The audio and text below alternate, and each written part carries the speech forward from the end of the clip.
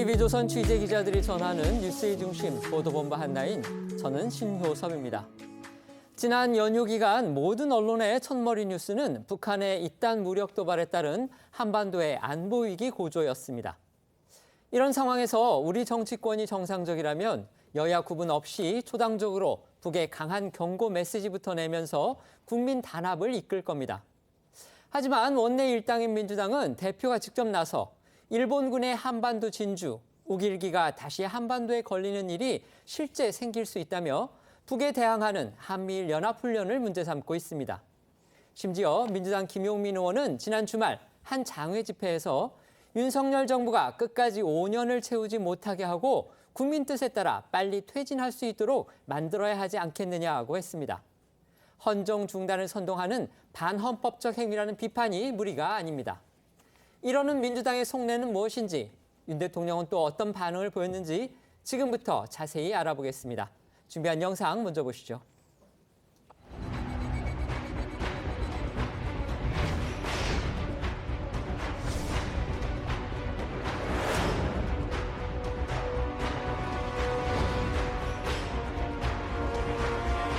탄도미사일 발사 능력을 숙련시키고 신속 반응 태세를 검열하는 데 있었습니다.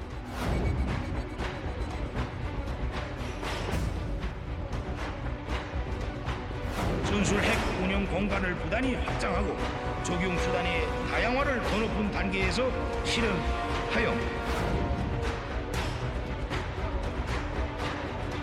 핵을 통해서 얻을 수 있는 것은 아무것도 없다고 생각합니다.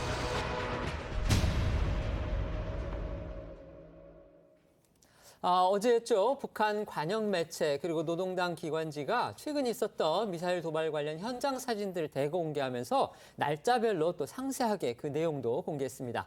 북이 더욱 노골적으로 도발 수위를 끌어올리는 그런 양상입니다. 그러니까 어제가 북한의 노동당 창건 77주년 기념일이었습니다. 이 북한 관영 매체인 조선중앙통신과 노동당 기관지인 노동신문은요, 지난달 25일부터 이달 9일까지 있었던 7차례의 탄도미사일 도발과 관련된 현장 사진 89장을 공개를 하고 이 구체적인 훈련 내용도 소개를 했습니다. 관련 사진에는요, 북한판 이스칸데르와 이 북한판 에이테킴스 그리고 초대형 방사포 등 이른바 대남 타격 3종 세트라고 불리는 무기와 이 화성 12형 중거리 탄도미사일 등 다양한 미사일 발사 장면이 담겼습니다. 특히 지난달 25일 쏜 탄도미사일은요, 북한이 저수지에서 발사했다. 지금 이렇게 주장을 해서 화제를 모으고 있어요. 이게 사실 뭐 바다도 아닌 저수지에서 발사를 했다는 게 굉장히 좀 생소할 수 있는데, 북한은 지난달 25일 발사된 이 탄도미사일을 서북부의 한 저수지에서 발사를 했다면서 관련 사진을 공개를 했습니다. 당시 우리군은 이게 내륙에서 차량형 이동식 발사대에서 이용해 쏜 것으로 추정을 했었습니다. 그래서 이제 전문가들 사이에서는 세계 최초의 저수지 수중 발사가 아니냐, 이게 북한의 미사일 발사 체계 중 가장 창의적이다, 이런 평가까지 나오고 있는 상황입니다. 이 발사체가 미니 SLBM, 즉 잠수함 발사 탄도미사일일 가능성이 높은데, 이 우리군의 미사일 방어 체계를 염두에 둔 변화 시도라는 분석과 함께 지난 1월 이 열차에 이어서 이번에는 저수지를 발사지로 선보이면서 어느 곳에서 어떻게 도발을 했는지 식별하기 어렵게 만드는 목적이라는 분석도 나오고 있습니다. 한마디로 이 발사 지점을 다변화해서 요격하기 힘들게 만든다는 거죠. 반면 여기에 대해서 합참은 오늘 브리핑에서 이 저수지 발사는 한미 감시를 회피하기 위한 궁여 지책일 뿐이다. 기본적으로 SLBM은 잠수함에서 발사가 될 때 실효성이 있다, 이렇게 강조를 했습니다. 북한 매체 발표 내용 들어보시고요. 합참 브리핑도 함께 들어보시겠습니다. 9월 25일 새벽 우리나라 서북부 저수지 수중 발사장에서 전술 핵탄두 탑재를 모의한 탄도미사일 발사 훈련이 진행됐습니다. 실전 훈련을 통하여 계획된 저수지 수중 발사장 건설 방향이 확정됐습니다. 북한이 어제 공개 보도한 부분에 대해서 저수지에서 탄도미사일 발사한 것은 한미 감시를 회피하기 위한, 또 우리의 킬체인 능력을 상당히 의식한 국려 지책으로 생각합니다. 그리고 기본적으로 여러분들도 잘 알겠지만 SLBM은 잠수함에서 발사가 이루어질 때 무기체로서의 어떤 실효성이 있다고 보고 있습니다. 북한은요, 1년의 이 미사일 도발들이 전술 핵 운용 부대의 훈련이었다 이렇게 주장을 했습니다. 전술 핵 부대가 존재한다는 거 이걸 공식적으로 언급한 게 이번이 처음이라고 합니다. 김정은 위원장이 모두 진두지휘했다 이렇게도 강조를 했는데요. 북한의 전술핵은 다 아시다시피 우리 대한민국을 겨냥한 것들이죠. 따라서 북한의 핵 위협이 한층 구체화했다 이런 지적도 나오고 있습니다. 네, 북한 매체들은 최근 7차례 집중된 미사일 도발이 전술 핵탄두 탑재를 모의한 발사 훈련으로 전술 핵 부대의 실전 운용 태세를 점검하려는 의도였음을 명확하게 밝히면서 핵 위협을 더욱 노골화했고요. 그동안 자맹종으로 알려졌던 김정은 위원장이 모든 훈련을 진두지휘했다고 설명했습니다. 또한 북한은 지난 도발이 남한의 특정 장소를 대상으로 했다는 점도 날짜별로 상세하게 공개했는데요. 지난달 28일에는 남한의 비행장을, 9일에는 주요 항구를 타격하기 위한 훈련을 했다는 건데 전문가들은 대구와 강릉의 공군 비행단이나 레이건함이 입항했던 부산항 등이 대상이었던 것으로 보고 있습니다. 김정은 위원장은 해당 훈련들을 지휘하면서 최강의 핵 대응 태세를 유지하며 백방으로 강화해 나갈 것이라고 강조하며 적들과 대화할 필요성을 느끼지 않는다 이렇게 말했다고도 합니다. 북한이 공개한 사진들 중에서요, 또 하나 눈에 띄었던 건 바로 김정은 위원장하고 부인인 리설주가 함께 미사일 훈련을 지켜보고 있는 바로 그 장면이었습니다. 네, 그렇습니다. 북한 매체들은 리설주의 훈련 참관 사실을 별도로 언급하지는 않았지만 리설주가 김정은 위원장 옆에 나란히 서서 초대형 방사포 발사 훈련을 지켜보는 사진을 공개했습니다. 해당 사진을 보면 부부가 동시에 얼굴을 찡그리면서 귀를 막고 있는데요. 리설주가 현지 시찰에 동행한 적은 있지만 미사일 발사를 같이 지켜보는 모습이 공개된 것은 이번이 처음입니다. 이 북한이 특별히 해당 사진을 공개한 것은 이 북한이 초대형 방사포의 위력을 강조하려는 속내가 담겼다는 분석입니다. 관련해서 북한의 보도 내용과 지난달 시정연설에서 전술핵을 강조했던 김정은의 목소리 이어 들어보겠습니다. 경의하는 김정은 동지께서 조선인민군 전술 핵운용 부대들의 군사훈련을 지도하셨습니다. 전반적 운용 체계의 믿음성을 검증 및 숙달하는 한편 수중 발사장들에서의 탄도미사일 발사 능력을 숙련시키고 신속 반응 태세를 검열하는 데 있었습니다. 전술 탄도미사일 발사 훈련에서도 해당 설정 표적들을 상공 폭발과 직접 정밀 및 산포탄 타격의 배합으로 명중함으로써 우리 무기 체계들의 정확성과 위력을 확증했습니다. 전술 핵 운용 공간을 부단히 확장하고 적용 수단의 다양화를 더 높은 단계에서 실현하여 핵 전투 태세를 백방으로 강화해 나가야 합니다. 북한은 지난 8일 사상 처음으로 각종 전투기 150여 대를 동시 출격시켜서 대규모 항공 공격 종합 훈련을 실시했다고 밝혔는데요. 북한군이 보유한 전투기가 약 600대로 추정이 되는 만큼 실제 운용 상황을 감안을 하면은 사실상 출격 가능한 전투기 대부분이 동시 출격한 것이다 이런 분석이 나오고 있습니다. 전투기 연료도 부족한 북한으로서는 그야말로 이례적인 무력 시위에 나선 것이다 이렇게도 보입니다. 지난 6일이었죠. 북한 군용기 12대가 우리 군이 설정한 특별 감시선이라는 게 있습니다. 그거 이남으로 내려와서 무력 시위를 벌였던 사실을 우리 당국이 발표했었죠. 그런데 지금 방금 소개해드린 8일의 그 150여 대 전투기 무력 시위는 북한이 공개를 한 뒤늦게 알려졌습니다. 네, 그렇습니다. 합참은요, 북한의 보도가 나온 이후에 8일 북한의 무력 시위 사실을 확인을 하면서 우리 군이 F-35의 스텔스 전투기 등 최첨단 자산까지 투입해서 압도적으로 우세한 전력으로 대응에 나섰다 이렇게 밝혔습니다. 다만 이 8일 출격한 군용기 150여 대는 6일의 그 무력 시위 때에는 달리 특별 감시선 이남으로 내려오지 않았기 때문에 당시 상황을 즉각 공개하지는 않았다고 설명을 했습니다. 하지만 일각에서는 150여 대 이 군용기 동시 출격이라는 이례적일 정도로 대규모의 무력 시위가 있었던 만큼 당시 국민에게 알렸어야 한다 이런 지적도 나왔습니다. 자, 윤석열 대통령은요, 오늘 출근길에 이 안보 위기 상황에 대해서 강조를 했는데요. 북한이 핵을 통해 얻을 수 있는 것은 아무것도 없다고 생각한다 이렇게 경고를 했고요. 또 한반도 전술핵 재배치 요구에 대해서는 여러 의견을 경청하고 있다 밝혔습니다. 들어보시겠습니다. 북핵 위협이 날로 심각해지고 있습니다. 저는 누누이 강조했지만 굳건한 한미 동맹과 한미일 안보 협력을 바탕으로 아주 견고한 대응 체제를 구축해서 잘 대비하고 대응해 나가겠습니다. 국민들께서는 너무 걱정하지 마시고 경제활동과 생업에 진력을 다 하시면 될 것 같습니다. 북한이 이미 전술핵 능력을 갖고 있는데 우리도 이제 네. 임시적이로라도 전술핵을 재배치해야 하는 거 아니냐 그런 의견이 있는데 어떻게 생각하세요? 대통령으로서 지금 현재 이렇다 저렇다 하고 공개적으로 입장을 표명할 수 있는 문제는 아니고 우리나라와 미국의 그 조야의 여러 의견들을 잘 경청하고 또 따져보고 있습니다.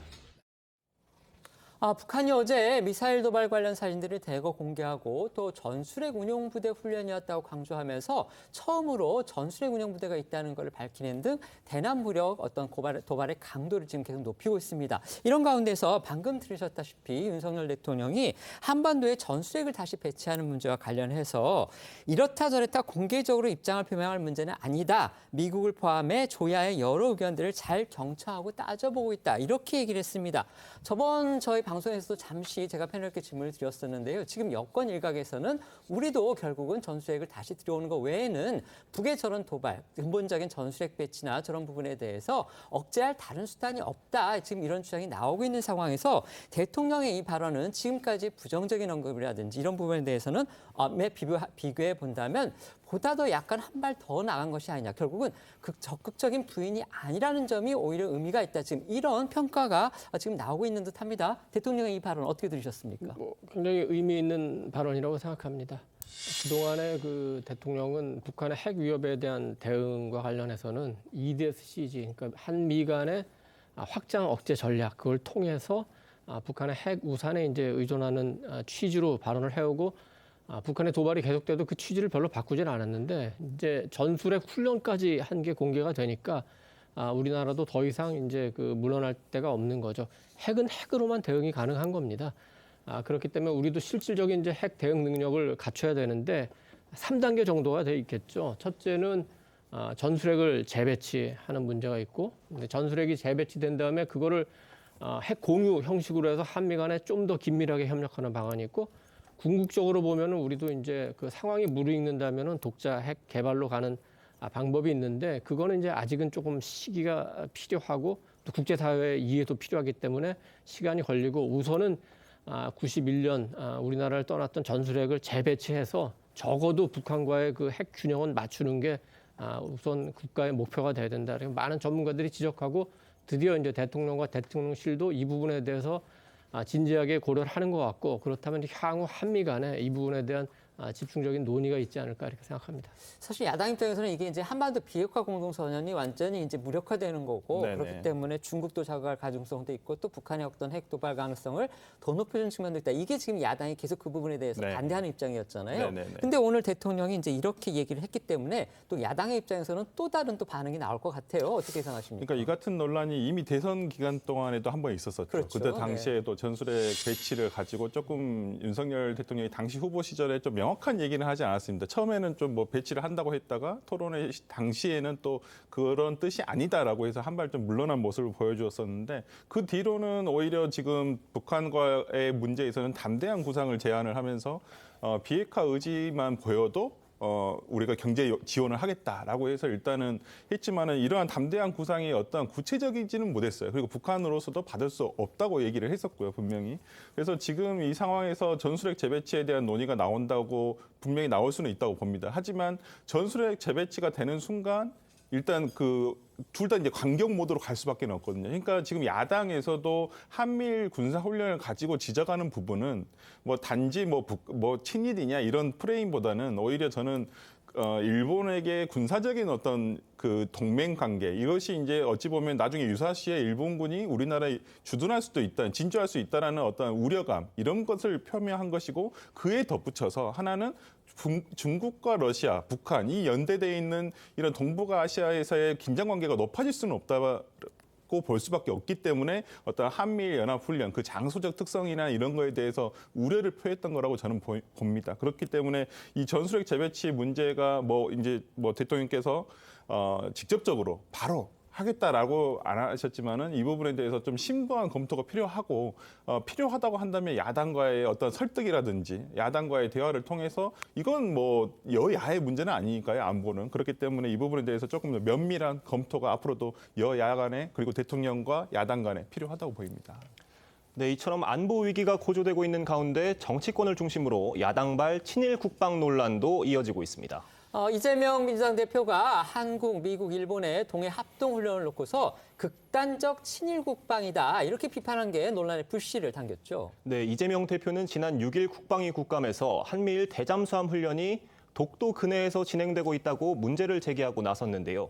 7일 열린 최고위 회의에서도 한미일 합동 군사 훈련은 극단적 친일 행위라며 목소리를 높였습니다. 그동안 나온 이재명 대표의 발언부터 이어서 들어보겠습니다. 일본 자위대를 특히 독도 근해에서 합동훈련하게 되면 일본 자위대를 정식 일본 군대로 인정하는 거 아닙니까? 그렇지 않습니까? 그렇게 해석될 수 있죠. 왜 하필 독도 근해에서 이런 작전을 합니까? 독도와는 185km 떨어져 있었고 그다음에 일본 본토와는 120km 떨어져 있는 것을 제가 알고 있습니다. 그걸 지금 말이라고 하는 겁니까? 남해에서 할 수 있는 거잖아요. 전에는 남해에서 했지 않습니까? 북한의 잠수함이 활동하는 지역은 남해가 아니라 동해 지역으로 예상을 해서 작전이 예상하는 지역에서 해역에서 하는 것입니다. 우리 국민들은 한미일 군사동맹 원치 않습니다. 그야말로 극단적 친일 행위다. 제1굴욕 외교이은 극단적 친일 국방 아니냐라는 생각을 할 수밖에 없습니다. 이어서 이재명 대표는 어제 이 예고에는 없었던 개인 유튜브 방송을 통해서 일본군의 한반도 진주와 우기기가 다시 한반도에 걸리는 일이 실제로 벌어질 수도 있다는 주장을 했습니다. 오늘 오전 민주당 지도부는 국회에서 긴급 안보 대책 회의도 열었는데요.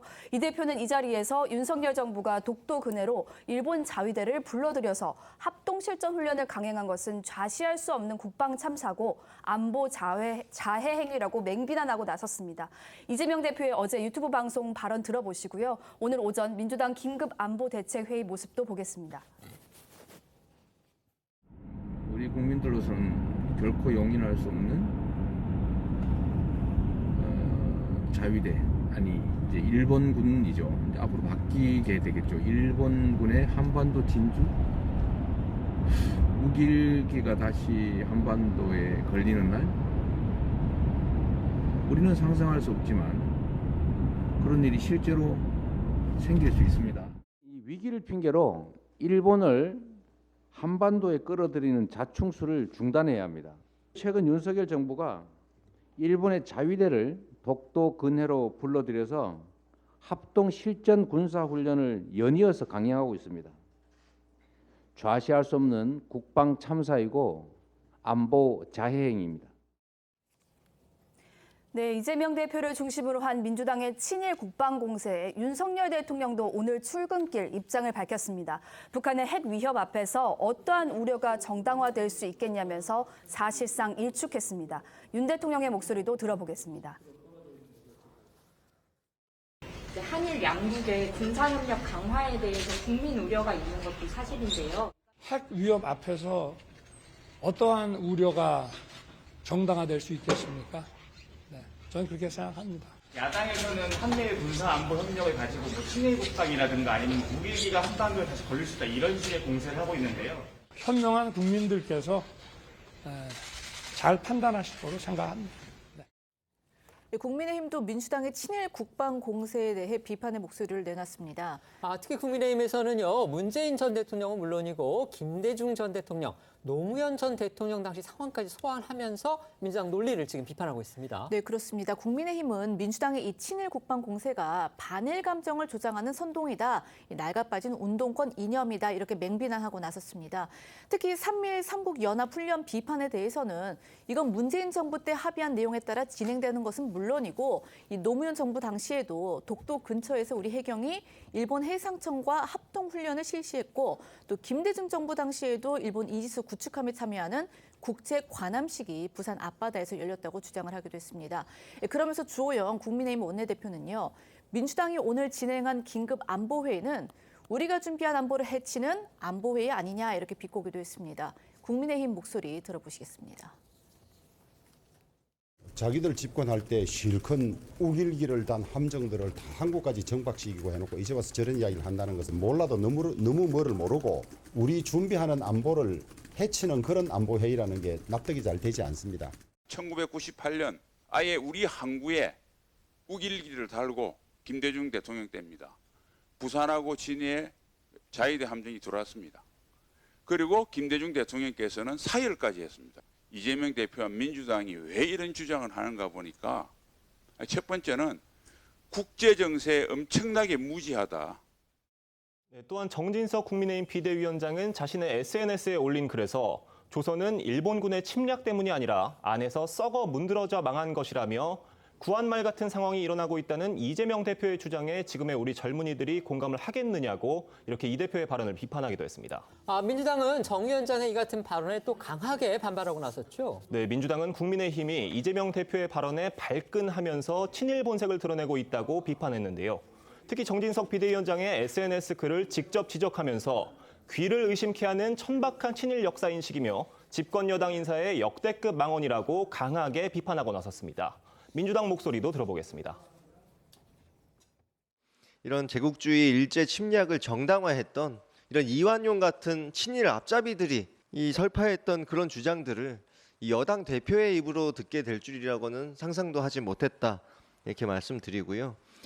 일본 자위대가 아니라 일본 해군이란 표현에 제대로 항의조차 하지 못하는 우리 정부 여당 이 모습을 보면서 이러다가 일본 평화헌법 개정에까지 동의하는 거 아니냐 이런 우려가 있는 것 또한 사실입니다. 일본이 이렇게 날뛸 수 있는 것도 우리 정부의 문우로 자초한 일이다 이렇게 봅니다. 애초에 일본군 자위대를 동해에 들인 것, 더 자기 영예라는 주장에 힘을 실어준 꼴입니다. 도리어 해명을 하지 않고 거꾸로 반일의 색깔론을 더 씌우고 있다며 성만 내고 있으니 국민들은 황당하기만 합니다. 보신 것처럼 이재명 민주당 대표의 발언에서 시작된 이른바 친일 국방 공방이 갈수록 격화되고 있고요. 또 야당에서는 오늘 정진석 국민의힘 비대위원장이 올린 그 반박 발언을 또 강하게 또 문제를 삼고 있습니다. 이 논란 어떻게 보십니까? 일단 친일이라든지 친북이라든지 저는 지금 대한민국에 계시는 특히나 요즘 젊은 세대에게는 뭐 통하지 않는 프레임이라고 봅니다. 저는 낡은 프레임이라고 보는데 이 낡은 프레임을 정진석 대표의 이런 식민지 근대화론이죠. 이 글을 보면 우려할 수밖에 없다. 이런 인식을 정말 여당 당대표가 이거 할 수가 있는 얘기인지 저는 오히려 이런 정진석 당대표의 어찌 보면 식민지 근대화론에 기초한 어떤 저 SNS의 글이 이재명 당대표가 얘기를 한 친일 국방에 대한 우려를 오히려 본인이 그것을 인정한 꼴은 아닌가라고 생각이 들고요. 지금의 어떤 역사적 인식 자체가 일단은 좀 저는 정진석 당대표의 이런 글이 굉장히 부적절하다고 보이고요. 이제는 어떤 뭐 대한민국이 뭐 친일을 한다거나 친북을 한다거나 저는 그런 뭐 프레임으로 가서는 안 된다고 보고요. 어떤 모든 애교나 안보에 있어서는 대한민국이 우선돼야 된다는 어떤 국익 우선주의가 맞지 이런 어떤 뭐 남의 친일이란 친북이라든지 이런 논리에 기대해서는 안 된다고 봅니다. 네, 말씀해 주시죠. 친일 국방, 그다음에 뭐 한반도 우길기 뭐 이런 얘기를 했는데 한쪽에서 친일 국방을 비판하면 한쪽에서는 친북 국방을 뭐 비판이라도 해야 되는 건가요? 대한민국의 주적은 북한입니다. 저는 뭐 이재명 대표가 우리의 이재명 대표의 주적이 어딘지는 모르겠어요. 그렇지만 대한민국의 주적은 북한이고 한반도에서 전쟁이 일어난다면 우리는 북한군과 싸울 거고 아마도 그 중국, 러시아가 잠재적 적으로 등장할지도 모릅니다. 그러면 우리 힘으로 지금 혼자 싸울 수 없기 때문에 동맹국인 미국과 함께 싸워야 되고 또 우방국인 그 일본의 지원을 받아야 될 겁니다. 이런 현실을 인정하지 않는다면은 그건 그 대한민국 정치 지도자로서의 자격이 없다고 보고 핵이라는 비대칭 전략을 그 북한이 갖고 있기 때문에 우리는 그 우리나라 그다음에 미군, 일본이 갖고 있는 모든 그 전략 자산을 총동원해서 북한 핵을 탐지하고 요격하고 반격하고 이렇게 대응해야 되는데 그거를 못하게 한다는 거는 국가의 생존이 모든 법과 도덕과 종교에도 우선한다는 국가 이성에 대한 자그마한 이해라도 있는 것인지 그게 굉장히 의문스럽고 이재명 대표가 이제 이른바 그 사법 리스크를 안고 있는데 최근에 말씀하시는 거 보면은 이분은 그 사법 리스크보다 안보 리스크가 조금 더 심각한 거 아닌가. 여기에 대해서 우리 많은 국민들이 의구심을 갖게 될 것 같고 특히 민주당엔 그래도 오래 정치해보고 또 국가를 운영했던 분들도 있는데 오히려 그 이재명 대표의 저런 말에 부안해동해가지고 거드는 분들을 보면은 민주당의 이 외교안보 정책이라는 것이 도대체 누구를 위한 것인가 다시 한번 깊게 회의하지 않을 수가 없습니다. 아까 저희가 소개해드린 그 정진석 국민의힘 비대위원장의 그 발언을 좀 더 저희가 자세히 좀 정확하게 말씀을 드려야 될 것 같습니다. 자칫하면 이게 오해가 생길 수 있기 때문에요. 정 위원장은 이렇게 얘기를 했습니다. 조선은 왜 망했을까? 일본군의 침략으로 망한 걸까? 조선은 안에서 썩어 문드러졌고 그래서 망했다. 일본은 조선 왕조와 전쟁을 한 적이 없다. 일본이 오늘부터 무비자 관광객 입국을 전면 허용하는데 일본 간사이 공항을 통해 오사카로 들어가는 우리 젊은이들이 일본과 해상 훈련을 하면 우길기를 단 일본군이 우리 땅에 진주한다. 구한말 같은 상황이 일어난다는 이 대표의 주장에 과연 공감할까? 이런 부분이라는 거를 시청자분들 판단을 위해서 소개해드렸습니다. 네, 말씀해 주시죠. 네, 앞서 저희가 소개해드린 것처럼 이 북한의 도발과 또 안보 문제 등을 둘러싼 여야의 대립은요. 윤석열 대통령의 국정수행 지지율에도 영향을 미치는 것처럼 보입니다. 앞서 미국 순방 과정에서 불거진 비속어 논란으로 하락세를 보였던 이 지지율이 최근 발표된 여론조사에서 잇따라 상승세를 기록을 하면서 이 안보 이슈에 민감한 보수 지지층이 결집했다 이런 분석이 나오는 겁니다. 어제 발표된 여론조사 결과를 보시면요. 이 윤 대통령의 국정 지지도 긍정 평가가 32%로 이게 이제 전주 대비 0.8%포인트 상승을 했습니다. 부정 평가는 0.2%포인트 하락을 해서 65.8%로 나타났습니다. 이거는요. 리얼미터가 이 미디어 트리뷴의 의뢰로 지난 4일에서 7일까지 조사를 한 겁니다. 또 지난 7일 발표된 이 한국갤럽의 조사 결과를 보시면 긍정평가가 전주 대비해서 5%포인트 오른 29%, 부정평가가 2%포인트 내린 63%를 기록하기도 했습니다. 상승이나 하락이나 이 수치는 다 오차범위 한계 내에 있기 때문에 저희가 그 수치에 크다란 의미를 둘 건 아닌 것 같고요. 다만 이제 여러 번 말씀드렸듯이 여론조사는 이제 추세가 중요한 건데 그 추세를 본다면 결국은 지속적인 하락세는 피한 모양새다. 이런 분석은 가능할 듯합니다. 네, 그렇습니다. 이번 조사 결과에 대해 배철호 리얼미터 수석 전문위원은 감사원의 문재인 전 대통령 서면 조사 요구가 주요 이슈로 떠오르고 지지율 하락에 영향을 미친 비속어 논란이 사그라들고 있는 점이 영향을 미친 것으로 보인다고 진단했습니다. 일각에선 보수 지지층이 새 정부의 안보 및 국방 정책에 대한 기대감을 높이면서 앞으로 반등 모멘텀만 있다면 국정 지지율 상승세로 반전될 수 있다는 관측도 나오는데요. 관련해 오늘 오전 대통령실 이재명 부대변인의 이야기도 들어보겠습니다. 물론 반등이라고 해야 될지 잘 모르겠으나 어떤 지지율이 조금 더 이렇게 좀 유리하게 변화가 이루어지는 것은 당시 이제 야권에서 외교 참사라는 그런 지적을 많이 했었습니다. 예. 그런데 저희가 그들이 여러 차례 설명을 드렸지만 사실 외교 참사는 애초 존재하지 않았던 겁니다. 그런 점에서 국민들이 우리 정부가 최선을 다하고 있다 이런 것들을 조금씩 평가하고 좀 눈여겨보고 있는 게 아닌가 저는 그렇게 평가하고 싶습니다.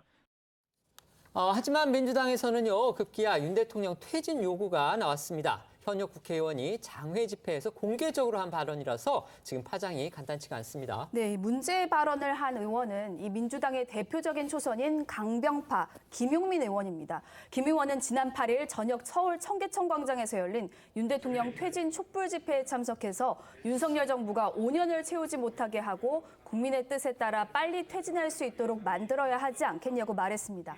해당 행사는 진보 성향의 시민단체 등을 주축으로 매주 토요일 열리고 있고요. 이 김 의원이 윤 대통령의 퇴진을 언급한 날엔 주최 측 추산 3만여 명이 모였습니다. 그간 민주당에서는요, 이제 간접적인 방식으로 해서 윤 대통령의 탄핵이 언급되오긴 했습니다. 하지만 이렇게 현역 국회의원이 그것도 장외 집회에 참석을 해서 공개적으로 대통령의 중도 퇴진, 사실 대통령의 임기를 못 마치고 퇴진하는 건 헌정 중단 사태를 말하는 건데 이런 사태를 주장한 거 이번이 처음이죠. 네, 말씀하신 것처럼 그동안 민주당에서는 일부 의원들이 이 윤 대통령의 지지율 하락 등을 내세워서 경고성 탄핵을 언급을 해왔었죠. 그러나 이렇게 직접적으로 대통령 탄핵 집회에 참석을 하고 또 퇴진을 주장하는 건 처음 있는 일인데요. 이 집회에서의 김용민 의원의 발언을 저희가 조금 더 전해드리자면 먼저 주최 측은 당시에 귀한 손님이 오셨다. 민주당 의원 중에는 처음으로 우리와 함께한다 이러면서 김용민 의원을 소개를 했습니다. 그리고 이제 김 의원이 마이크를 넘겨받은 후에 이렇게 이야기를 했는데요. 처음부터 자격이 없는 사람이 대통령이 돼 나라 꼴이 엉망이 됐다. 윤석열 퇴진을 외치는 오늘 이 자리가 바로 대한민국의 중심이다. 여러분이 대한민국을 이끌고 길을 열어주고 계신다. 이렇게 언급을 했습니다. 그리고 또 여러분이 뽑은 대통령을 다시 물러나게도 할 수 있다. 그게 국민 주권 실현이다. 정치인들이 아직 나서지 못하고 있는데 두려워하고 있을 수 있다. 그러나 결국은 여러분들의 거대한 물결에 정치권이 합류하게 될 것이다. 조금만 힘내달라. 이렇게 덧붙였습니다. 여기에 대해서 조선일보는요, 이 정치권 일각에서 민주당이 곧 집단 행동에 나설지도 모른다라는 전망이 나오고 있다고도 전했습니다. 이 관련해 앞서 윤 대통령의 탄핵을 언급했던 민주당 의원들의 목소리 잠시 들어보시겠습니다.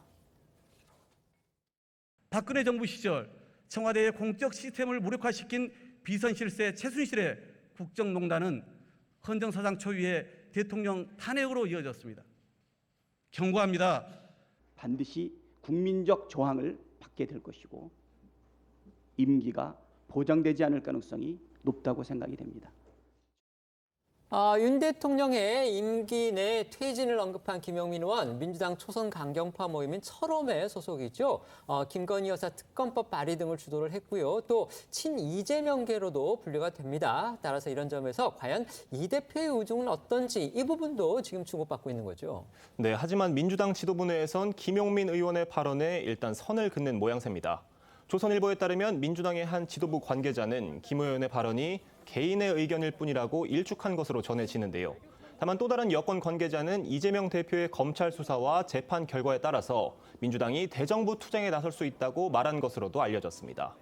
대통령실과 국민의힘은 강하게 반발하고 있습니다. 국민의힘 박정아 수석 대변인은 오늘 오전 논평을 통해서 공당의 국회의원이 사회 혼란을 획책해 정권 퇴진, 정권 전복을 선동하는 망발을 했다는 걸 믿을 수가 없다면서 민주당 지도부도 김 의원의 발언에 대한 분명한 입장 표명이 필요하다고 말했고요. 대통령실에서는 헌정 질서를 흔들겠다는 이야기가 아니냐는 말이 나왔는데요. 대통령실 이재명 부대변인의 목소리 직접 들어보겠습니다. 야당의 한 의원이 5년을 기다릴 수 없다. 이런 발언들을 그 집회에서 했다. 이런 보도를 봤습니다. 저도 보도 내용을 봤는데 그것은 헌정 질서를 흔들겠다는 얘기인 거죠. 헌법상 대통령 선거를 통해서 당선된 대통령은 5년 임기가 보장돼 있습니다. 이건 민주주의 질서를 흔들겠다는 뜻으로 저희는 읽히는 겁니다. 네, 하지만 이러한 대통령실과 여당의 반발에도 김 의원은 자신의 주장을 굽히지 않고 있습니다. 오늘 오전 자신의 SNS에 왕이 왕답지 못하면 필부에 불과하다라는 글을 올린 건데요.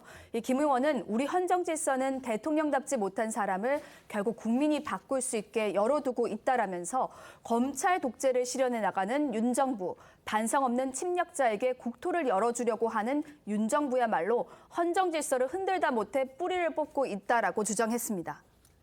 말씀드린 것처럼 민주당의 초선 강경파로 꼽히는 김용민 의원이 윤석열 대통령 퇴진을 주장하는 장외 집회에 참석해서 윤 대통령의 퇴진을 공개적으로 언급했습니다. 집회 참석 자체부터 발언까지 과연 현역 야당 의원으로서 올바른 것인지 이 부분이 지금 논란이 될 수밖에 없는데요. 이거 어떻게 보셨습니까? 무엇보다 국민이 윤석열 대통령에게 부여한 5년 임기를 민주당 의원이 함부로 저렇게 훼손하는 발언을 한다는 건 매우 적절하지 않죠.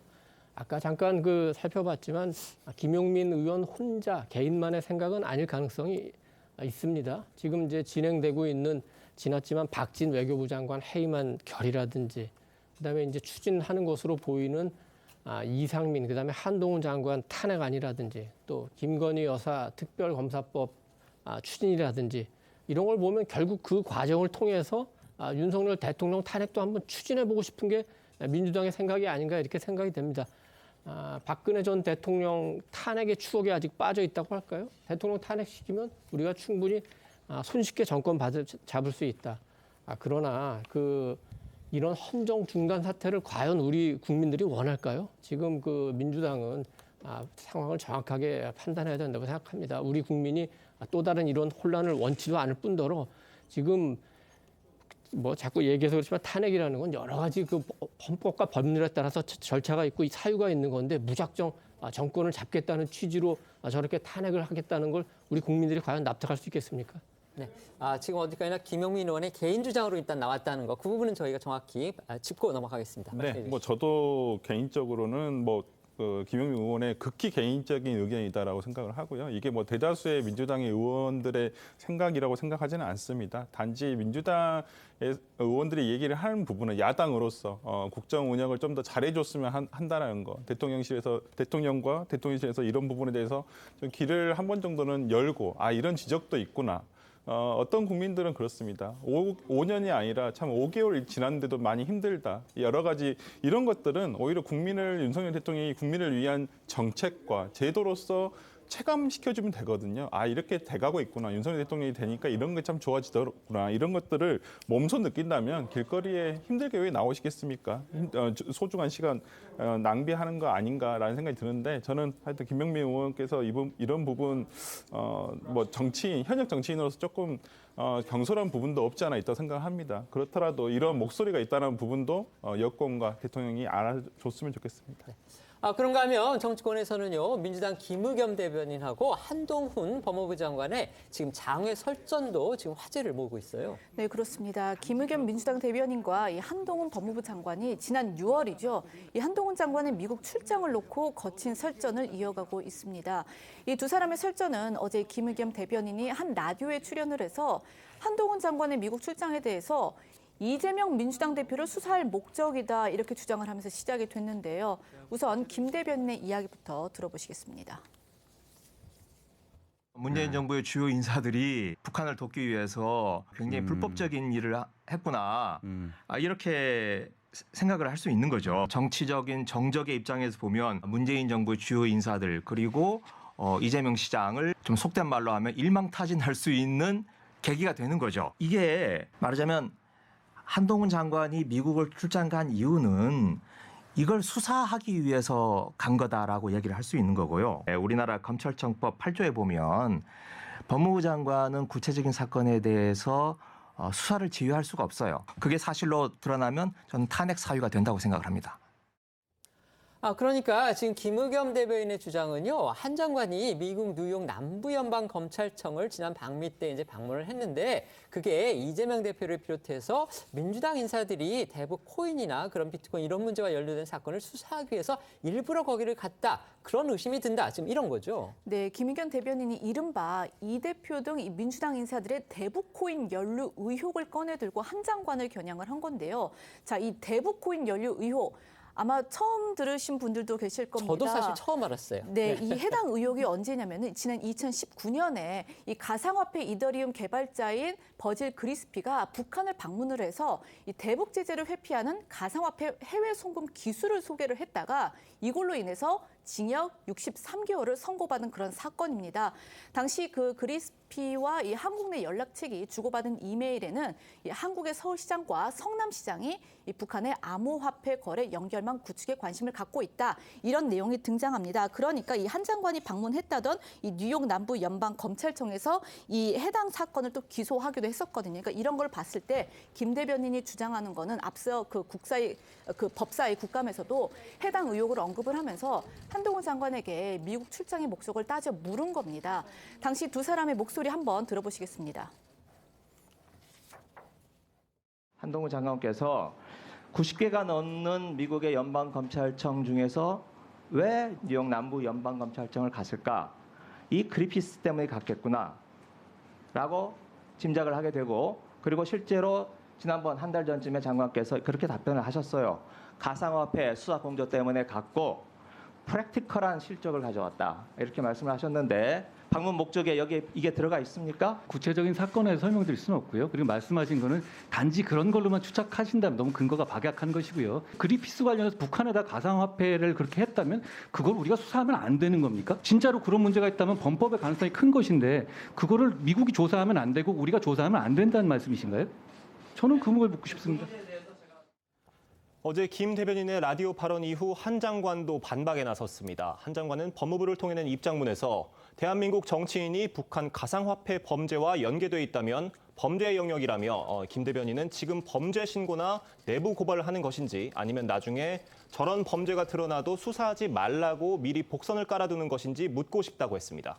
지금 정치권에서도요, 김의겸 대변인의 발언이 나오니까 이게 오히려 야당하고 북한 암호화폐가 연관돼 있다는 그런 의문만 부각시켰다. 이런 지적들도 좀 나오는 것 같아요. 네, 그럴 수밖에 없는 것이 이 김 의원의 의혹 제기 이후에 온라인에선 김의겸 의원 덕분에 이 대북 코인이 있다는 걸 알았다. 이런 반응이 대부분이었습니다.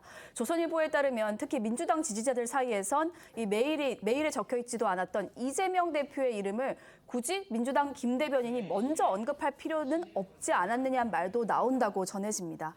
그러니까 이 그리피스하고 그다음에 한국 내 연락처로 했던 그 사람이 주고받았던 메일을 말하는 겁니다. 그 메일에 이재명 대표 이름이 안 나온다는 겁니다. 거기에는 단순히 서울시장 그리고 성남시장 이렇게만 적혀 있는데 김 대변인이 굳이 이재명 대표의 실명을 언급했다. 과연 그럴 필요가 있었겠느냐 이런 의문인 거죠. 네, 맞습니다. 이 공개된 메일은 2018년 6월 29일에 수신된 것인데요.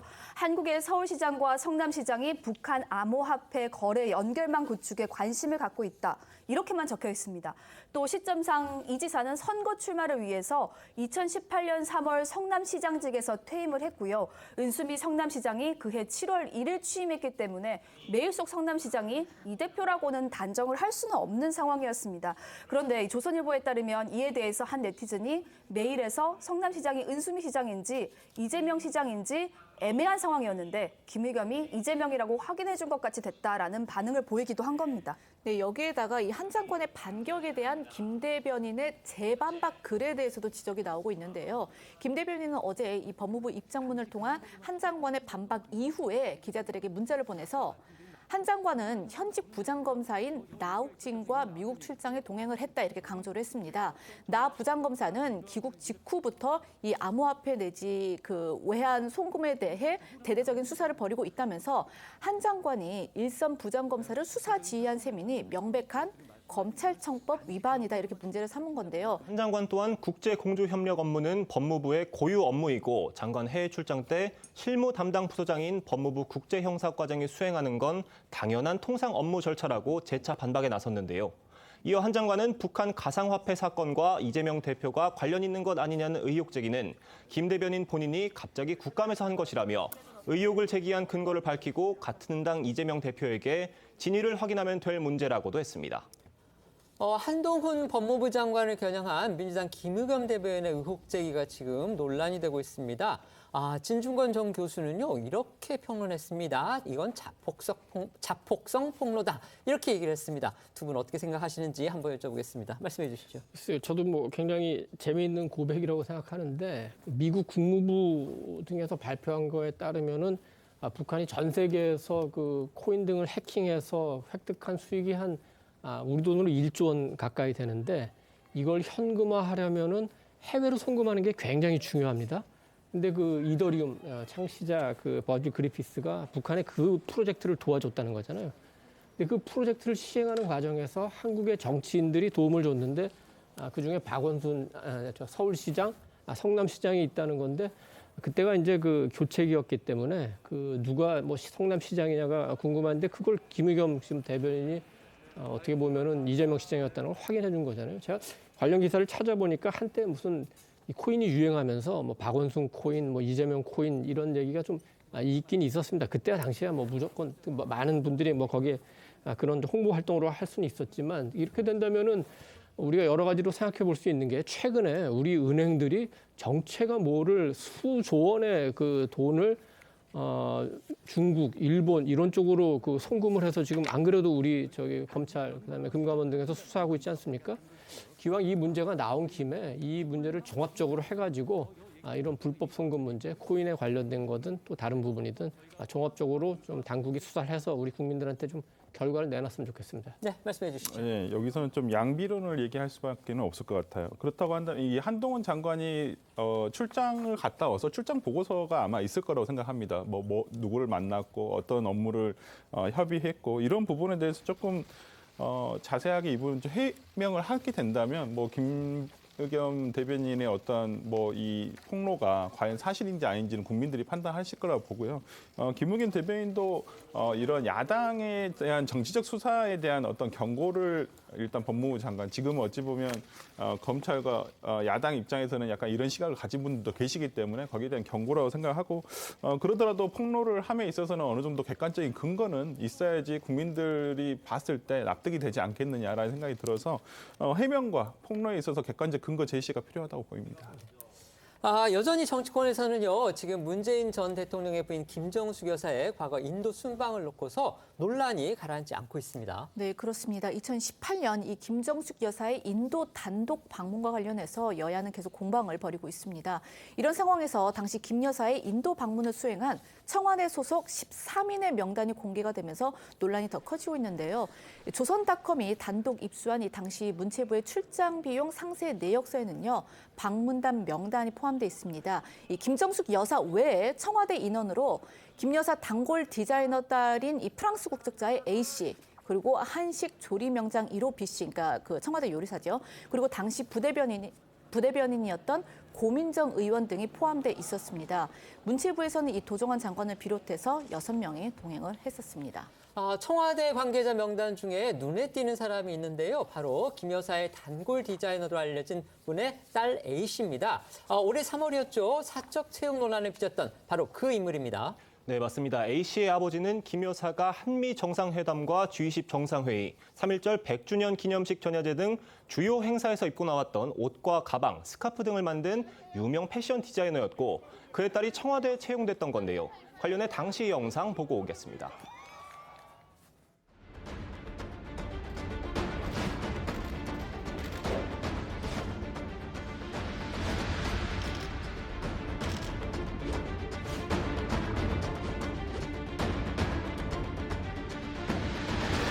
본인이 김정숙 여사의 편의를 봐주고 의상 같은 것들 본인이 디자인하는 것뿐만이 아니라 국내 대행까지 본인이, 그리고 영부인이 되기 전부터 그러한 관계를 가지고 있었다라고 얘기를 하고, 자기한테 몇십 년 단골이다, 이게 굉장히 오래된 인연을 자랑을 하더라고요. 뭐 문재인 대통령하고 친구도 되게 과시를 하더라고요. 따님이 지금 청와대 안돼 없어요.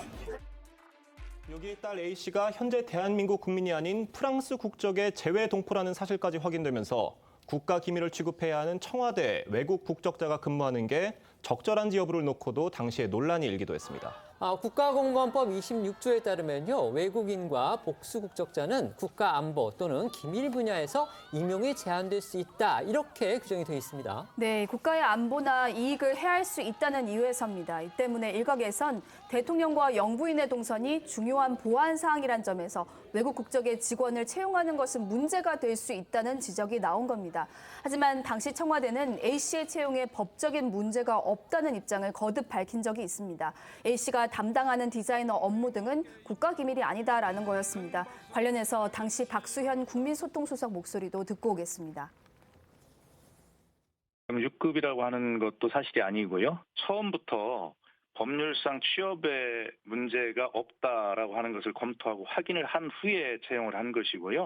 이분이 맡고 있는 업무는 의전, 행사, 그리고 관저 정리 업무입니다. 의전 업무의 전문성을 가지고 있고 신뢰할 수 있는 사람을 추천받아서 절차를 거쳐서 채용하였다. 특혜 채용이 아니다는 말씀을 확인합니다.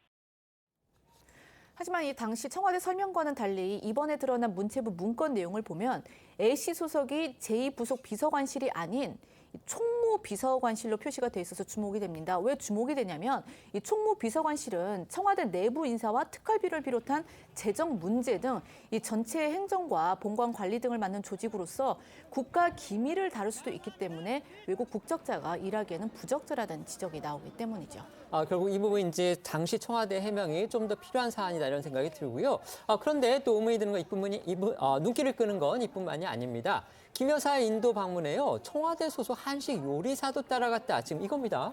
네, 청와대 소속 한식 요리사 B씨는 인도 방문 석 달 전에 정부가 최고 숙련 기술인에게 수여하는 대한민국 명장 호칭을 받은 요리사였고, 최초의 한식 명장인 동시에 최연소 조리 명장이었다고 합니다. 당시 한 언론과의 인터뷰에서 대통령님께 직접 칭호를 부여받는 감격스러운 순간을 경험했다. 이렇게 말했던 B 씨는 국내에 머물고 있는 대통령 대신 김정숙 여사와 함께 4일짜리 인도 출장에 나섰던 겁니다. 또 여기에 고민정 당시 청와대 부대변인과 청와대에서 출입기자와 소통하는 춘추관장실 소속 공무원 등 홍보 관련 직원 3명도 김 여사를 수행했다고 합니다. 여기에 김정숙 여사가 인도를 가기로 하는 바람에 이제 출장 예산이요. 당초 책정됐던 것보다 모두 3억 4천여만 원 정도 더 늘어났다. 이게 또 확인됐다고 하죠. 네, 조선닷컴이 당시 국무국외 출장 계획서와 그 세부 내역서를 입수한 자료에 따르면 당초 인도 요청대로 문체부 장관과 직원만의 대표단을 꾸렸을 때 지출되는 출장비는 약 2,591만 원이라고 합니다. 방문단 규모는 총 6명으로 규정에 따른 도종환 장관의 1등석 항공료와 업무 추진비, 식비 등이 모두 포함된 금액인데요. 하지만 장관 참석 행사가 김정숙 여사 참석 행사로 바뀌면서 최종 집행된 출장비는 총 3억 7,320만 원으로 늘었다고 합니다. 그러니까 얼추 계산을 했을 때보다 계산을 해보면 당초보다 한 14배 정도 지금 늘어난 겁니다. 그렇죠. 청와대 인사가 14명이 갔는데 그중 1명이 대통령 부인이었기 때문에 지금 3억 7천여만 원의 출장비가 발생한 것이 아니냐 이제 그런 지적이 나오고 있는데 구체적으로 내역을 들여다보면 김 여사가 타고 간 공군 2호기를 띄우는 비용에만 2억 3천여만 원이 들었다고 합니다. 그리고 여기에 이 대통령급 경호에 필요한 차량과 또 각종 장비를 빌리는데 4천만 원이 넘는 지출이 발생한 것으로도 전해졌습니다. 이처럼 당초보다 약 14배 늘어난 예산이 배정되기까지 그런데 걸린 시간은 단 사흘인데요. 문체부가 기재부에 신청한 예산은요. 하루 만에 국무회의에서 의결이 됐고 또 신청 사흘 만에 배정이 됐던 겁니다. 이와 관련해서 국민의힘은 이 정도면 황후급 순방이다 이러면서 비판을 하고 나섰는데요. 목소리 듣고 오시겠습니다. 외교부 문서에 따르면 인도 관광 차관이 초청한 대상은 당시 도정환 문체부 장관이었습니다. 그런데 다음 달인 10월에 우리 외교부가 추가로 김정숙 여사의 참석 의사를 타진했다는 거예요.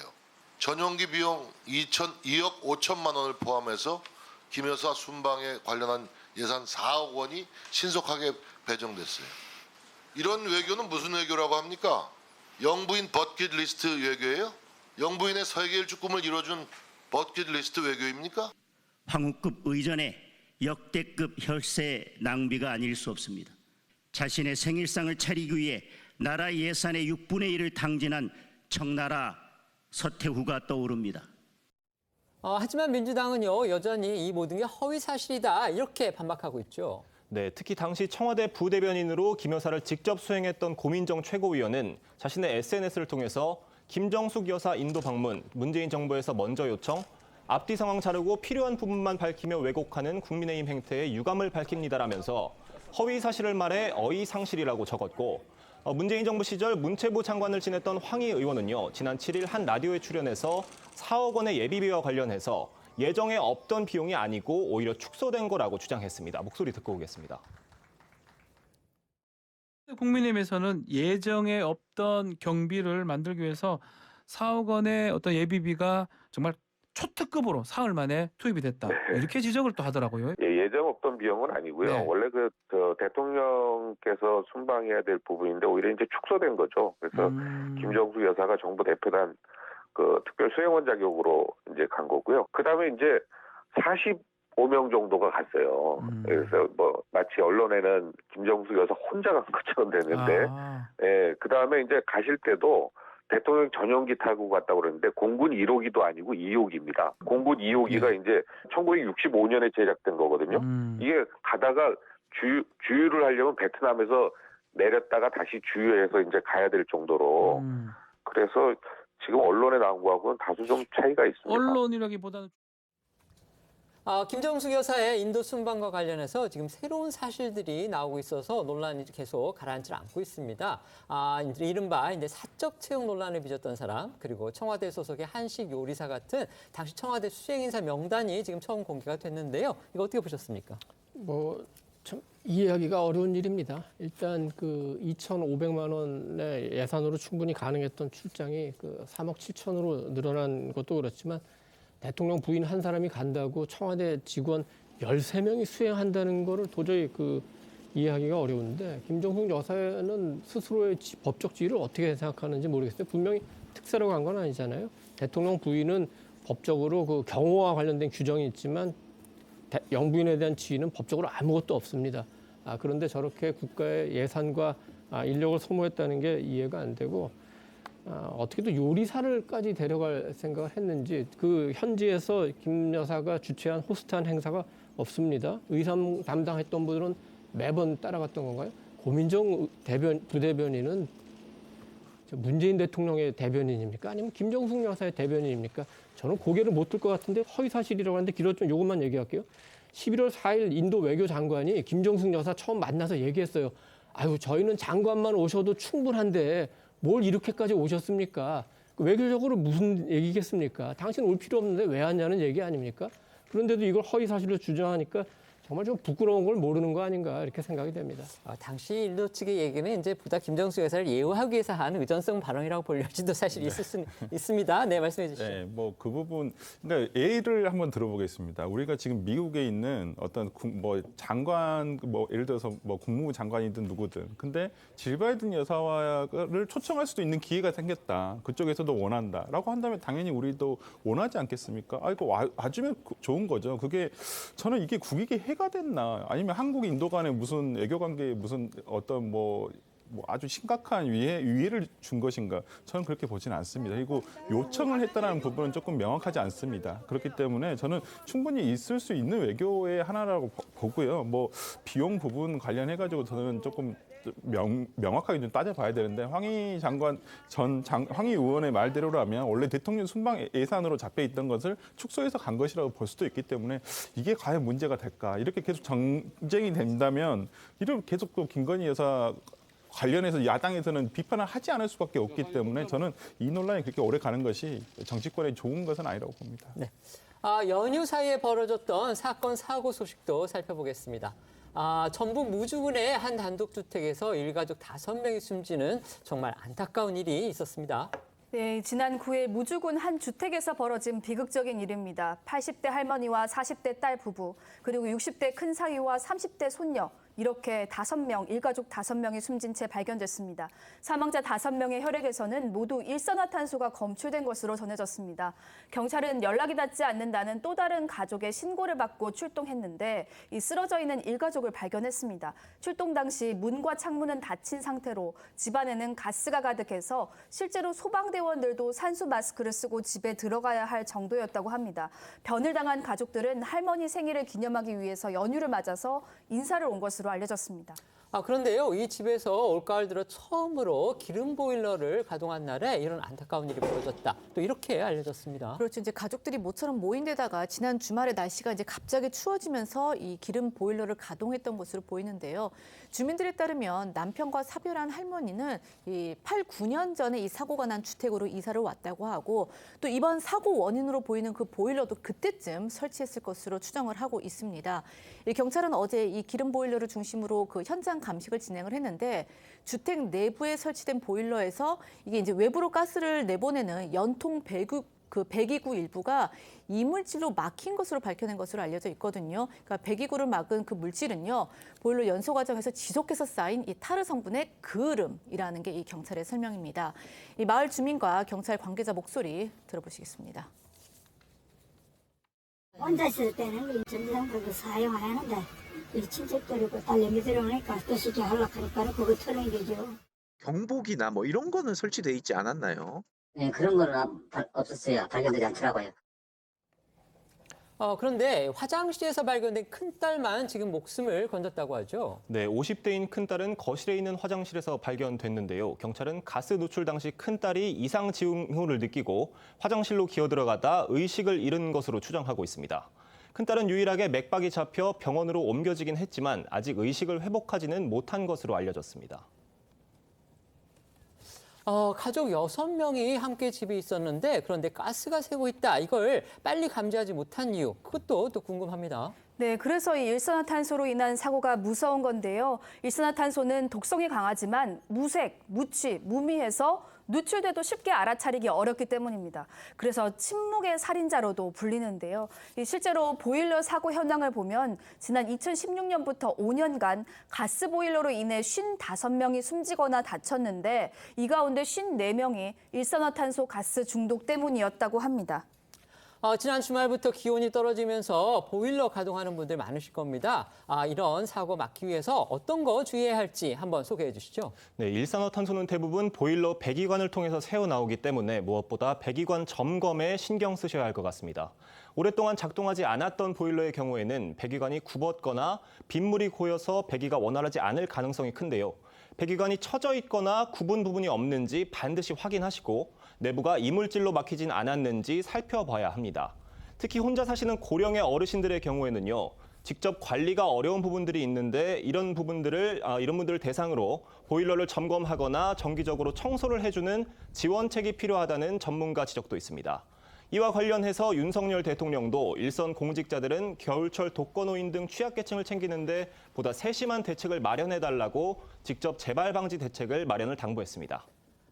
기온이 떨어지기 시작하면 정말 가스 중독으로 인한 사고 끊이지를 않습니다. 윤 대통령이 당부한 것처럼 결국 이제 취약계층, 특히 이제 독거노인 같은 분들 위해서 지원 대책 필요하다 이런 지적 많은데요. 어떻게 생각하십니까? 석유 보일러라고 하는데 등유일 가능성이 굉장히 높겠죠. 기름 보일러라고 하는데, 그러니까 배기구가 이제 이물질이 막혔다는데 기름 보일러가 이제 그름이 많이 나잖아요. 그러니까 사전에 충분히 막을 수 있는 사고니까 좀 더 안타까운데 개인은 잘 모를 수가 있어요. 그러니까 윤 대통령도 얘기했지만 좀 행정적으로 이런 사전 점검을 할 수 있는 좀 시스템이나 기능을 갖고 관청에서 좀 생각을 해볼 필요가 있을 것 같습니다. 특히 농촌 지역에서 그런 게 좀 필요한 거 아닌가 생각합니다. 네.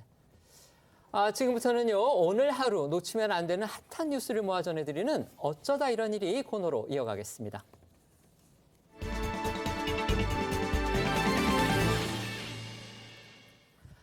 첫 번째 키워드는요, 선우은숙 깜짝 재혼입니다.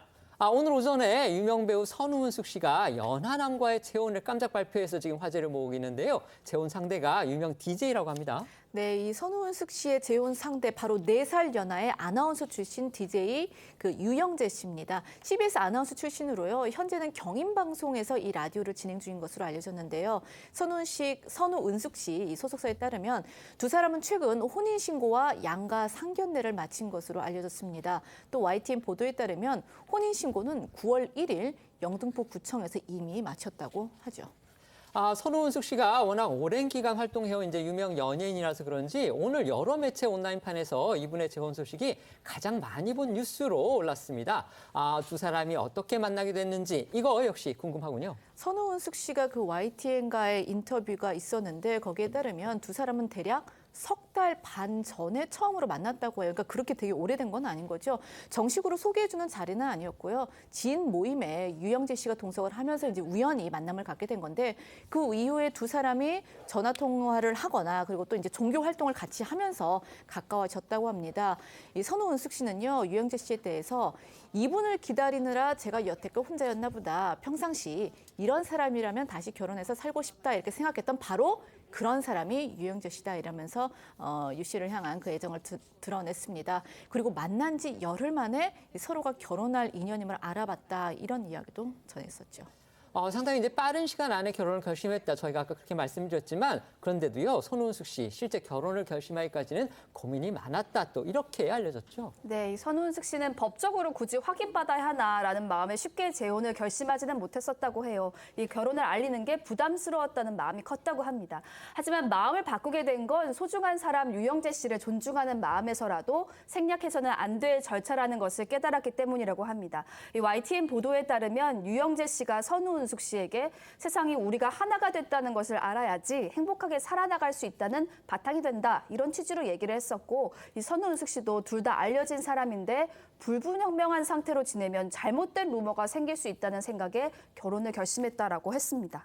그런데요, 선우은숙 씨가 최근에 방송에서 이 남자친구의 존재에 대해서 힌트 아닌 힌트를 준 적이 있다. 또 이런 소식도 알려졌습니다. 네, 그렇습니다. 선우은숙은 지난 8일 한 토크쇼에서 추석 때 친구와 지리산 여행을 다녀왔다고 밝혀서 열애 중인 거 아니냐는 추측을 불렀는데요. 당시 방송에서 선우 은숙 씨는 이번 추석에 강아지는 언니에게 맡겨두고 지리산 갔다 왔다고 말했고 남자친구랑 다녀왔다는 질문에 상상에 맡기겠다 이렇게 답을 해서 궁금증을 자아내기도 했습니다. 곧이어 여자친구라고 정정하기는 했지만 9월 1일에 혼인신고를 했다는 게 알려지면서 지리산 동행자가 유영재 씨 아니냐 이런 추측도 나오고 있습니다. 선우은숙 씨는요, 시청자분들도 아시다시피 역시 유명 배우인 이영하 씨와 한때 부부 사이였다가 이혼을 했죠. 전 남편인 이영하 씨의 반응도 또 화제를 모았어요. 사실 두 분이 그 TV조선 프로그램 우리 이혼했어요도 같이 출연하기도 하지 않았습니까? 이 YTN 보도에 따르면 선우은숙 씨는 3주 전에 이영하 씨에게 이 재혼 소식을 전했다고 합니다. 이영하 씨는 축하한다. 오랫동안 혼자였던 것을 아니까 아이들 걱정하지 말고 당시 생활을 즐겨라. 이렇게 쿨하게 응원을 해줬다고 하죠. 또 선우은숙 씨는요, 최근 한 방송에서 이 전 남편 이영하 씨와의 관계에 대해서 내 가정은 깨졌지만 가족으로 연결된 사이다 이렇게 밝힌 바 있었는데 이영하 씨랑 잘 지내고 있지만 사랑이나 좋아하는 감정은 아니다. 그냥 애들 아빠가 죽게 된다면은 장례를 치러줄 수 있을 정도의 우리가 이제 그 정도의 사이다. 그러면서 또 재결합설에는 또 선을 긋기도 했습니다. 어쩌다 이런 일이 두 번째 키워드 보여드리겠습니다. 신화 신혜성 체포입니다. 이거 어떻게 된 일이죠? 네, 이 최장수 남자 아이돌 그룹인 신화의 멤버 신혜성 씨가 오늘 새벽 경찰의 음주 측정을 거부하다 현행범으로 체포됐습니다. 경찰에 따르면 오늘 새벽 1시 40분쯤 도로 한복판에 차량이 정차 있다라는 신고를 받고 출동을 했고 차에서 잠들어 있던 신혜성 씨에게 음주 측정을 요구했지만 신 씨가 이를 거부한 것으로 알려졌습니다. 또 하나 충격적인 내용은 당시 신혜성 씨가 타고 있던 차량이 도난 신고가 들어온 것이었던 겁니다. 그러니까 음주 상태로 다른 사람 차를 몰고 있었다 이런 얘기군요. 네, 그렇습니다. 이 보도 내용을 종합해보면 해당 차량의 차주는 신혜성 씨를 알지 못한다라는 취지로 진술한 것으로 알려졌는데요. 경찰은 신혜성 씨가 이 차량에 타게 된 경위에 관해서 조사를 벌일 예정입니다. 신혜성 씨의 입장도 궁금한데요. 음주운전은 물론이고 이제 차량 도난과 관련한 부분도 설명이 필요해 보인다 이런 지적 나오고 있죠. 일단 소속사 측에서는 공식 SNS를 통해서 이 신혜성의 행동은 변명의 여지가 없다. 모든 분들께 너무 죄송하다 이렇게 사과를 했습니다.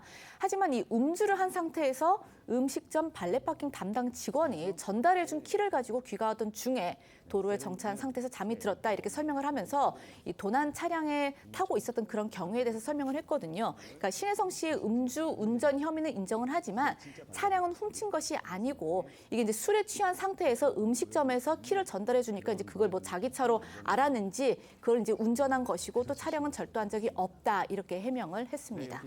신화 팬분들 많죠. 그런데 이 혜성 씨 음주운전도 이번이 두 번째라고 합니다. 네, 그렇습니다. 신혜성 씨가 음주운전 파문을 일으킨 건 이번이 처음이 아닌 만큼 파장이 클 것으로 보이는데요. 신혜성 씨는 2007년에도 음주운전 혐의로 체포됐던 이력이 있고 2009년 10월에는 불법 해외 원정 도박 혐의로 기소돼서 벌금형을 받은 적도 있습니다.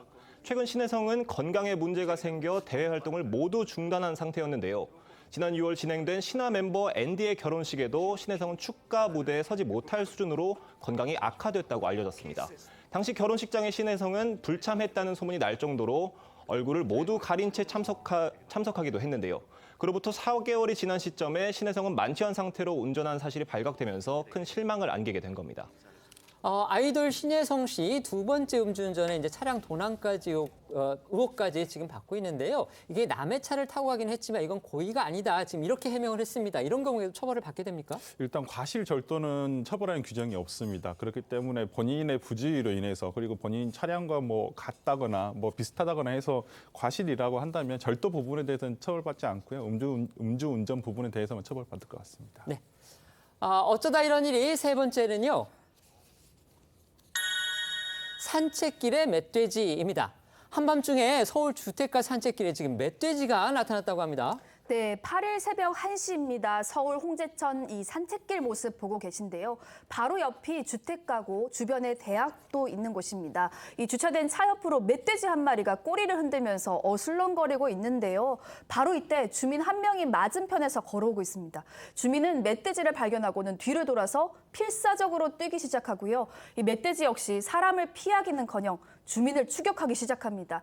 주민은 마을버스 옆 전봇대 뒤 좁은 틈으로 겨우 대피를 하는데요.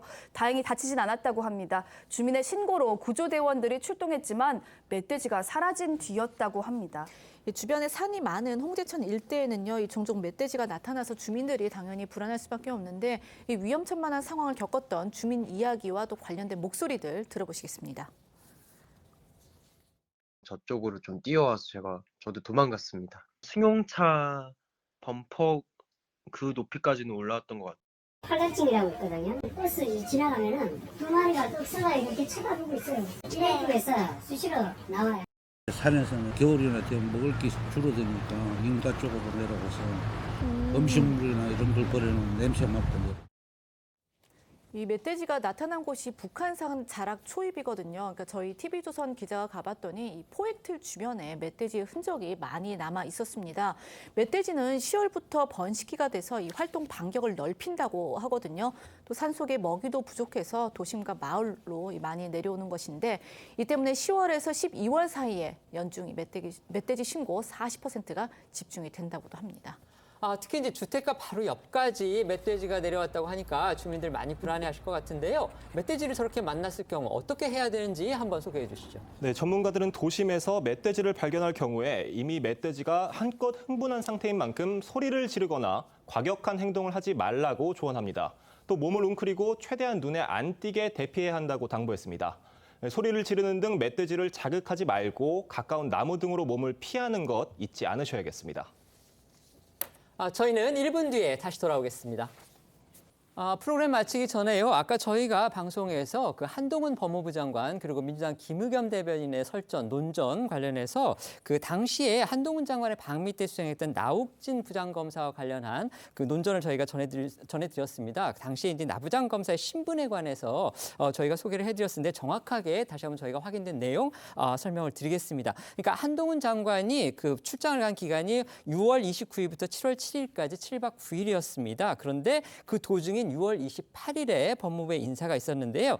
여기에서 나욱진 부장검사가 법무부 국제형사과정, 그러니까 한 장관을 수행할 당시에는 이 법무부 국제형사과장이었는데 방미 도중에 난 인사에서 서울중앙지검의 국제범죄수사부장으로 발령이 났습니다. 그리고 이 발령 인사 날짜는요, 7월 4일이라고 합니다. 그러니까 출장 중간에 출장 전날에 신분이 죄송합니다. 그러니까 출장 전날에 인사가 났지만 그 시행 일자는 7월 4일이기 때문에 방미 도중에 신분이 공식적으로는 바뀌었다. 이렇게 저희가 확인이 돼서 설명을 드리겠습니다.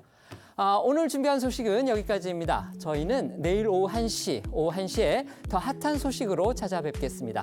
시청해 주셔서 고맙습니다.